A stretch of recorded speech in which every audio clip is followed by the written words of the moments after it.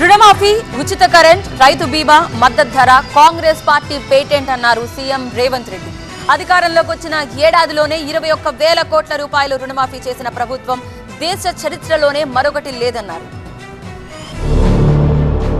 దేశ చరిత్రలో ఏ ప్రభుత్వం చేయని విధంగా తమ ప్రభుత్వం రుణమాఫీ చేసిందన్నారు సీఎం రేవంత్. మహబూబ్ నగర్ జిల్లా అమిస్తాపూర్లో రైతు పండుగ సభలో మాట్లాడిన సీఎం రేవంత్ రెడ్డి రుణమాఫీ విషయంలో తమ చిత్తశుద్ధిని నిరూపించుకున్నామని తెలిపారు. గత బీఆర్ఎస్ ప్రభుత్వం ఓఆర్ఆర్ ను అమ్మి రుణమాఫీ చేసిందని, అది కూడా 11,000 కోట్లు అని ఆరోపించారు సీఎం. బీఆర్ఎస్ హయాంలో జరిగిన రుణమాఫీ వడ్డీలకే సరిపోయిందన్నారు. మిస్టర్ హరీష్ రావు గారు, మీరు వినండి స్పష్టంగా. ఆర్థిక మంత్రిగా మీరు బాధ్యత నిర్వహించింది కదా.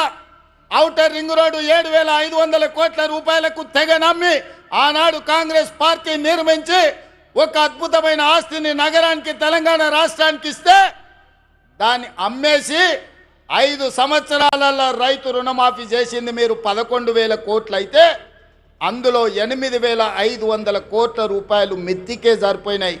మీరు చెల్లించిన అసలు 2,500 కోట్లే. తొలి ఏడాదిలోనే రాష్ట్రంలో 25 లక్షల రైతు కుటుంబాలకు 21,000 కోట్ల రుణమాఫీ చేశామని అన్నారు. ఏడాది పాలనలో రైతుల కోసం 54,000 కోట్లు ఖర్చు చేశామన్నారు. రుణమాఫీ చేస్తామని చెప్పి 4 దఫాలుగా మాఫీ చేయలేకపోయారని విమర్శించారు. ఒకవేళ కేసీఆర్ తొలి ఏడాది రుణమాఫీ చేసి ఉంటే వడ్డీలు కట్టాల్సిన అవసరం లేకుండా పోయేదన్నారు. రుణమాఫీపై ప్రధాని మోదీ కేసీఆర్ తో చర్చించేందుకే సిద్ధమని సవాల్ విసిరారు. 29 రాష్ట్రాలలో ఉన్న ముఖ్యమంత్రులను గాని, ప్రధానమంత్రి నరేంద్ర మోడీని, కల్వకుంట్ల చంద్రశేఖరరావును సవాలు విసురుతున్నా. ఈ దేశంలో స్వతంత్రం వచ్చినప్పటి నుంచి ఏ రాష్ట్రమైనా 10 నెలల్లో 25 రోజుల్లో 22,22,062 రైతు కుటుంబాలకు 17,869 కోట్ల రూపాయల రుణమాఫీ చేసిన చరిత్ర ఈ దేశంలో ఉన్నదా అని నేను అడుగుతున్నా. చర్చలకు మీరు సిద్ధంగా ఉన్నారా నరేంద్ర మోడీ గారు అని నేను అడుగుతున్నా.